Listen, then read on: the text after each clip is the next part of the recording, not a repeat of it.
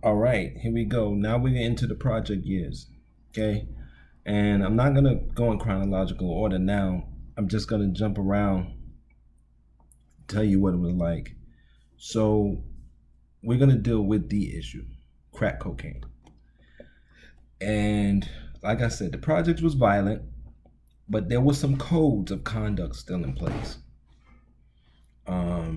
One code of conduct is if you had drug dealers, you didn't use children. I don't know if this was just Brownsville or this was just a code the old timers had.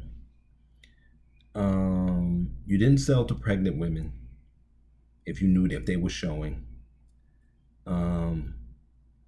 And as far as just regular people's behavior, you didn't mess with people. I remember things like you didn't mess with people's women.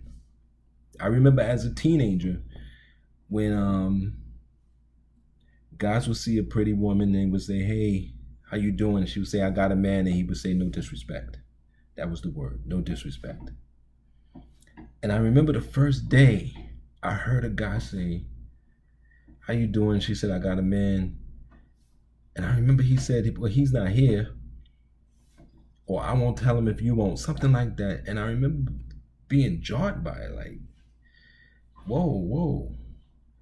It was so, we had a code for so long, and then when you hear the first time you hear it just breaking, I still remember to this day that jarred me for some reason. It's like, well, that's no good.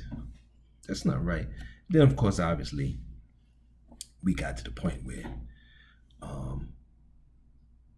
crack was so cheap and it made people so high, but the high wore off so quickly. People were running around chasing crack. So pregnant women, you had crack babies, you had people were using children because then they started they continued to war on drugs, but they ramped it up to start giving you a lot of time, 30, 40 years. So then you start using children because they couldn't lock up the children.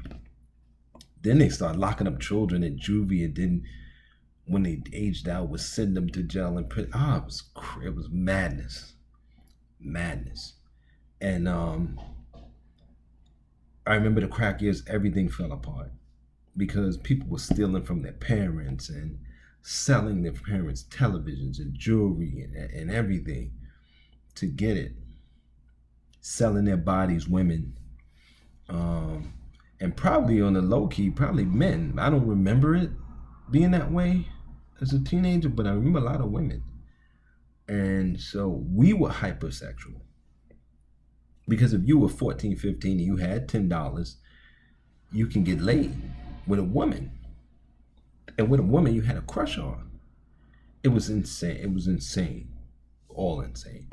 And we broke down into pretty much two camps. And this is what people don't understand about people in the projects back in the 1980s. We had conversations, deep, heavy conversations. And the argument was this. We know crack and guns come from the government. We know that. The CIA, the FBI, whatever. They're allowing that to come into our neighborhood so that we can poison each other and kill each other. Everyone agreed on that. And my argument was, by doing this, we're helping them. We're giving in. We're becoming partners to. We're becoming actual federal agents because we're doing what they want. And I never touched drugs because I didn't want them to win. I didn't want the government to win. I didn't want the system to win, to beat us. I felt like it was so disrespectful to all the people who came before us. The other side of the argument, which most people were on, still to this day they're on that side. We got to get paid. We got to make money. We got to feed our seeds. We having children. We got to on and on and on. Right. And I was on the opposite side of that. I'm like, but wait a minute. The projects is 30% of your income, no minimum. You have to hear me say that in videos. That's where I get it from. because the projects we was in, some people were paying $1, some people were paying $30, some people were paying $600, regular rent if you had a decent job. One woman who lived on our floor was a nurse, but she had a 3-bedroom with 2 bathrooms, and she was paying full rent. I think back then maybe $500-600 for the 1980s was on the high end. But she couldn't have got that nowhere else. She had a big family, sons. So I said, but that's no excuse. We don't need money for housing and all. We have we got to get out of the projects. We living on top of each other like rats. This ain't right. Why we got to be in the projects, and it's an experiment. That's why it's called projects. And it was all that argument. And my argument was, but wait a minute. The rich people in Manhattan are living on top of each other in condos. Well, that's different because they're wealthy. And I said, well, that's the point. So the physical structure of us living on top of each other is not. And this is how the discussions we would have back and forth. Obviously, I was hated because I was taking a stance that, although I just thought it was different at the time, was really, really pushing them to the wall. Because the reality is, a lot of these guys that sold drugs, they just wanted to have something exciting to do.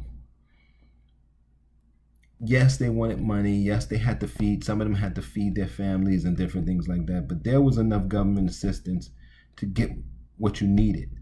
Now, you couldn't get the fly clothes and the extra things. No. And I will agree to that. And I never had that. Even when I had money in my pocket. Well, there was a period where I had money in my pocket because my sister dated one of the big drug dealers. And so I would have money. But even then, it was like, but I could never get those jobs. I could never get those McDonald's jobs, those Burger King jobs. I would fill out applications with my friends.